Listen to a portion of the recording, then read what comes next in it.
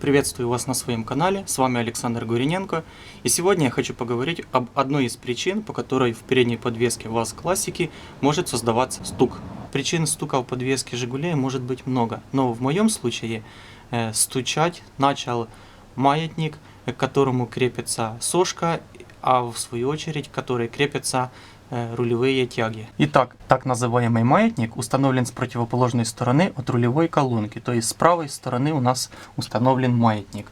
Вот он в этой стороне и стоит, вот здесь. Как я узнал, что виновником этого стука является маятник? А очень просто.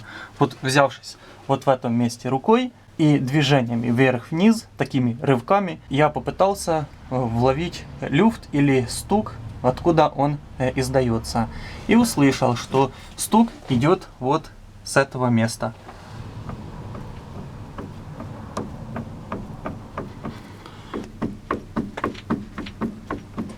Так что вот так. Теперь нужно или менять целиком маятник, или покупать к нему ремкомплект и ремонтировать его. На этом все.